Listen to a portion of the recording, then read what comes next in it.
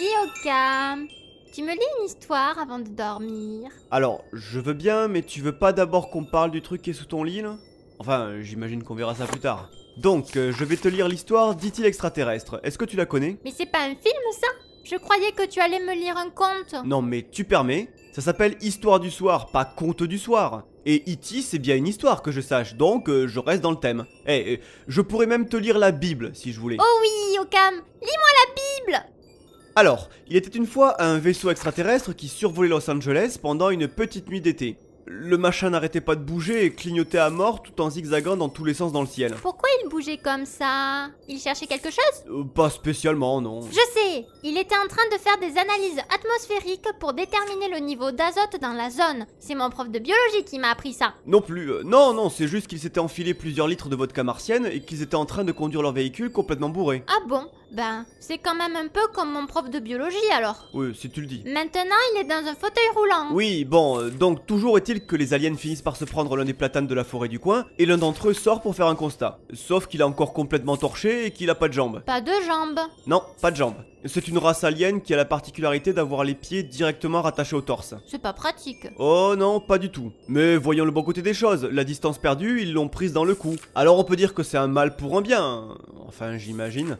Enfin bon, on s'en fout, le fait est qu'ivre-mort, il se plante dans un jardin où se trouvait un gamin nommé Elliot, qui le trouve et lui balance comme ça: top cool, maintenant tu es E.T. et tu es mon meilleur ami. C'est un peu rapide, non? Ouais, tu sais, Elliot a quelques déficiences mentales. A priori, si ça avait été un rocher qui s'était mis à rouler jusqu'à son jardin, il lui aurait balancé: top cool, maintenant tu es Caillou et tu es mon meilleur ami. Là, c'est tombé sur un alien bourré à la vodka martienne. Qu'est-ce que tu veux? Les hasards de la vie. Du coup, E.T. se relève et lui prononce un cri guttural étrange, genre quelque chose que l'oreille humaine est incapable de comprendre. C'est sa manière de lui dire bonjour? C'est sa manière à lui de dire: je suis pas E.T., moi c'est Zargon 2, connard. Mais bon, Elliot va pas capter et va le foutre dans sa piole. Ça va être un peu compliqué parce qu'il va falloir absolument qu'il le cache à sa mère, alors que l'autre il continue à gueuler en permanence quelque chose qui pourrait vouloir dire: mais putain, dis-moi juste où je peux trouver un putain de constat. Il est pas très poli, E.T. J'aimerais savoir comment tu réagirais si un mec random t'enfermait chez lui, tiens. Comme l'homme aux bonbons à la sortie de mon école. Bref, en attendant, à force de gueuler en boucle, les mecs du gouvernement finissent par avoir vent de l'existence de E.T. et décident de venir rendre une petite visite de courtoisie à la belle famille qui le loge. J'espère qu'ils seront pas trop méchants. Donc, ils débarquent avec des fusils mitrailleurs, ils défoncent la porte d'entrée à la dynamite, ils balancent des fumigènes par toutes les fenêtres et ils font bouffer aux chiens 1 kilo de somnifères et un Xanax. C'est ça une visite de courtoisie du gouvernement? Ah, ils ont tapé à la porte avant, c'était plutôt urbain de leur part. Donc ils arrivent, ils chopent E.T., ils l'embarquent et ils foutent un coup de lacrymo dans les yeux du gamin parce que quand même, c'est un peu marrant. Il pleure mais en fait c'est parce qu'il a mal. Donc, bref, l'alien de son côté, il se retrouve dans un labo et se tape certainement ce qui pourrait être la plus grosse gueule de bois de toute sa vie.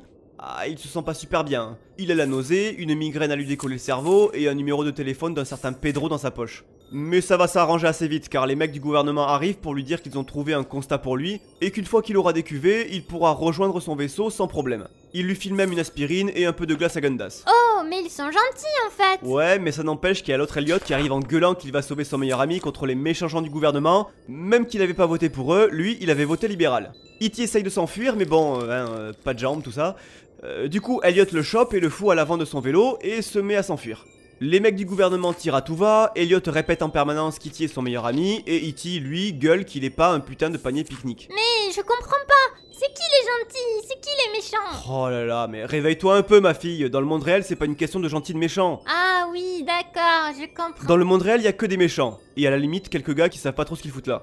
Et on peut dire que c'est un peu le cas d'E.T. qui à force d'être trimballé à droite à gauche, en a un peu ras la couenne et décide d'utiliser ses super pouvoirs de gueule de bois pour faire décoller le vélo d'Elliot. Mais d'où ça sort ce pouvoir? Écoute, j'en sais rien, hein. On va dire que c'est le pouvoir magique et merveilleux de la vodka, d'accord? Ça permet de partir dans les airs, comme ton prof de biologie au travers de son pare-brise. Bon, finalement, ils atterrissent dans un coin paumé de la forêt. E.T. qui a fini par décuver fait comprendre à Elliot qu'il doit construire un moyen de communication viteuf en récupérant 2-3 objets. Comme un téléphone en plastique, une calculette, un grille-pain, un parapluie, 15 ressorts, une demi-douzaine d'huîtres, des pâtes, du jambon et la tête de son chien pour faciliter la connexion. Et il parvient à retrouver ses amis? Bah oui, ils étaient juste en face. Mais comme il était un peu vénère après le coup qu'Elliot lui avait fait, il s'était dit qu'il pourrait au moins se servir de lui pour sa liste de courses au passage. Maintenant qu'il était plus bourré, il avait la dalle. Même pour la tête du chien? Non, ça c'était vraiment pour faire chier Elliot. D'ailleurs, au final, c'est son nom à lui qu'ils ont foutu sur le constat avant de se barrer. L'affaire a ensuite été étouffée par le gouvernement, et la famille d'Elliot a été obligée de rembourser les dégâts, ce qui les a endettés sur plusieurs générations. Eh bien, merci Ocam. C'était vraiment horrible comme histoire. Mais tu m'en racontes une autre?